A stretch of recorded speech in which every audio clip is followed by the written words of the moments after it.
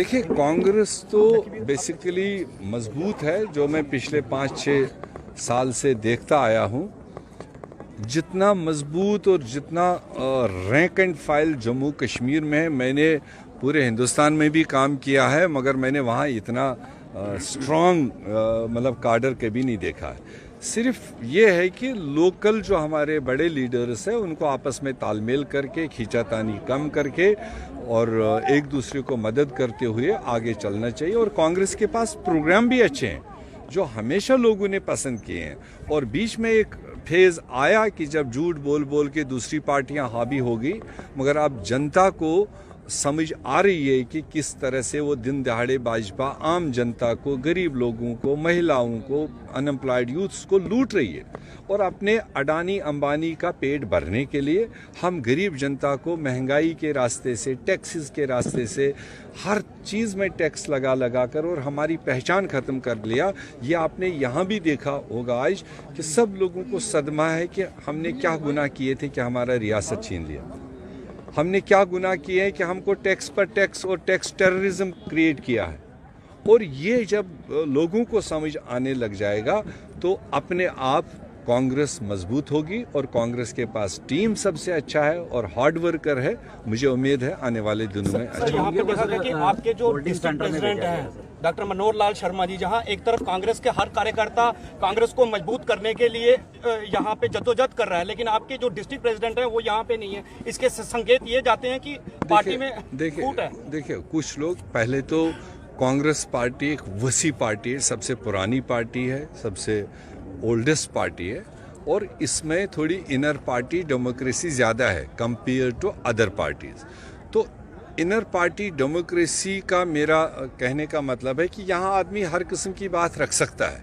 अगर किसी को कोई गिला शिकवा भी हो वो भी रख पाता है, उसको गर्दन नहीं काटी जाती है। मगर जो कंटिन्यू थोड़ी एरोगेंस में पड़ जाएगा, जिसको जो जिम्मेदारी है वो संभालने से अपने आप को पीछे रखेगा, उसके लिए फोरम बने हुए हैं और उन चीज़ों की निगरानी हो रही है। और जो इस तरह के कांग्रेस में रहकर कांग्रेस को नुकसान पहुंचाने की कोशिश करेंगे, मुझे लगता है उस पर प्रॉपर टाइम पर अपना जो फैसला होगा वो आएगा। रोहिंग्या की वापसी की तैयारी की जा रही है, उनको होल्डिंग सेंटर में भेजा जा रहा है, क्या कहेंगे सर? देखिए, ये भी है तो इंटरनेशनल ट्रीटी के तहत जो कुछ होना है। आए हैं तो भी एक यूएनओ के रेजोल्यूशन के तहत में उनको जगह दी जाती है, किसी पर्सन के दावत पर तो नहीं आए। आज अगर उनको वापस अपने मुल्कों में या किसी दूसरे स्थान पर ले जाने की बात है, ये भी यूएन रेजोल्यूशन के तहत ही, इंटरनेशनल मॉनिटरिंग के तहत होना है।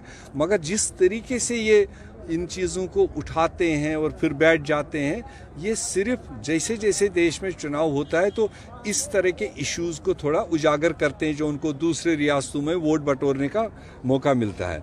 अदरवाइज जहाँ तक इंटरनेशनल रेजोल्यूशंस के तहत में चीज़ें उठक बैठक हो, हमें कोई एतराज़ उसमें नहीं। एनसी के नेता सर देवेंद्र रैना का एक बयान सामने आया जिसमें उन्होंने कहा कि जम्मू डिक्लेरेशन होना चाहिए, क्या कहेंगे सर? हम तो जम्मू कश्मीर डिक्लेरेशन वाले हैं, भारत डिक्लेरेशन वाले हैं, तो हम अलग अलग ज़िलों की डिक्लेरेशन वाले नहीं हैं। जम्मू खिते का डिक्लेरेशन की मैं कह रहा हूँ, हम भारत डिक्लेरेशन, जम्मू कश्मीर डिक्लेरेशन वाले हैं। हम फिलहाल किसी खित्ते या ज़िलों की बात नहीं करेंगे। कांग्रेस पार्टी सब के लिए है और कांग्रेस पार्टी में आर पार सब लोगों के लिए जगह है, तो इसलिए बातें उठी हैं। अभी वो पहले अपनी पार्टी में थोड़ा सा उसको बैलेंस करे, फिर बाद की बात है। G23 क्या कांग्रेस को कमजोर करेगा? चलो, ये नेशनल लेवल की बातें हैं। जो मैंने एक ही बात सारी चीज़ों का कह दिया। इनर पार्टी डेमोक्रेसी है, लोग बात उठाते भी हैं, बात कही भी जाती है, मनवाई भी जाती है, कई बार मानी जाती है, कई बार नहीं मानी। मगर ये सारा होता है एक डिसिप्लिन के तहत में। तो कोई भी हो, वर्कर हो, बीच वाला हो, टॉप वाला हो, पब्लिक पार्टी की चीज़ें पब्लिक नहीं करनी चाहिए। जब ऑलरेडी तजुर्बेकार लोग हैं, जो चीज़ें अंदर बैठकर डिस्कस होनी है उनको पब्लिक में डिस्कस करने की ज़्यादा जरूरत है। लगातार महंगाई की बात हो रही है, लेकिन कांग्रेस पार्टी भी कहीं ना कहीं जो है ओपोजिशन करने में असफल साबित हो रही है। आपका एक कार्यक्रम 45 दिन का 26 जनवरी के करीब कार्यक्रम हुआ था कठुआ पे, उसके बाद आज आप कार्यक्रम कर रहे हैं, वो भी एक पैलेस के बीच में लोकल लोग करेंगे, बाकी लोग लोकल लोग करेंगे, क्योंकि प्रेसिडेंट तो रोज रोज थोड़ी आएगा। अभी मैं आज जाऊं, मैंने ये भी आपके सामने माइक पर ऐलान किया कि 23 तारीख को फिर हम कठुआ में होंगे। तो एक कंटिन्यू महंगाई के खिलाफ मेरे ख्याल से पूरे देश में तो राहुल जी लड़ ही रहे हैं, मगर जम्मू कश्मीर कांग्रेस ने 45 दिन का नॉन स्टॉप प्रोग्राम हाथ में लिया है, जिसमें 100+ अक्रॉस स्टेट प्रोटेस्ट्स भी होंगे, जिसके ज़रिए से हम आवाम के इश्यूज़ को हाईलाइट करने की कोशिश करें। सेमिनार्स भी होंगे, जलसे भी होंगे, किसी तरीके से समाज को ऑन बोर्ड लेते हुए हम उनकी बात रख रहे हैं। तो लोगों की मांग को लेकर प्रोटेस्ट जो है सड़कों पर कब उतरेंगे? डेफिनेटली होगा, चल रहा है। आज तो हम कठुआ में, कल आप मेरे साथ बाकी जगहों पर आइए, कल 5 जगह पर है। अगर कठुआ की बात करें तो कठुआ का नहीं दे रहा ना? कठुआ ये प्रोटेस्ट ही था आज। इसका हमने, चूंकि लोकेशन ऐसी थी, हम नहीं चाहते थे कि नेशनल हाईवे हम डिस्टर्ब करें, मगर कुल मिलाकर ये प्रोटेस्ट के कड़ी में ही आज महंगाई के खिलाफ ही यहाँ पर सब कुछ हो रहा था। सर, जिस तरह से लिक्वर के टेंडर हो रहे हैं, कश्मीर के लोग काफी नाराज हैं।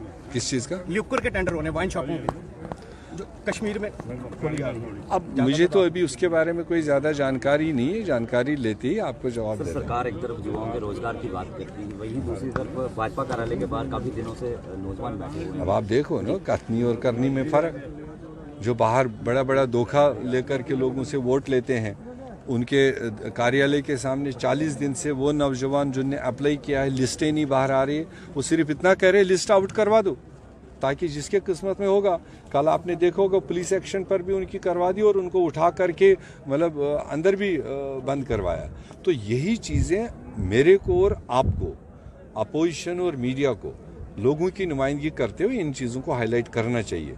तो हम लगातार उस पर लगे। चुनाव को लेकर क्या कहेंगे? तैयार है कांग्रेस चुनावों को लेकर? देखो, as a political party always चुनावों के लिए तैयार है। तो जब पॉलिटिकल पार्टी बनी है तो चुनाव जमहूरी सिस्टम में एक हिस्सा है, तो उसमें हम कभी ये नहीं कहते आज मत करो कल करो, बल्कि इस रियासत में जितना जल्दी असेंबली का चुनाव हो जाए उतना ज़रूरत है। आप वाया मीडिया चला रहे हो कि ये चुनाव वो चुनाव, इससे हम ये करेंगे, वो भी आपने देखा डीडीसी का एक ऑल्टरनेट निकाला, वो भी बेचारे सड़कों पर है। बट अल्टीमेटली यहाँ के आम लोगों का जो अगर कुछ मदद होना हो, वो सिर्फ असेंबली चुनाव कराने से, एक अवामी सरकार यहाँ पर देने से, ब्यूरोक्रेटिक सरकार से लोगों का मदद नहीं होता।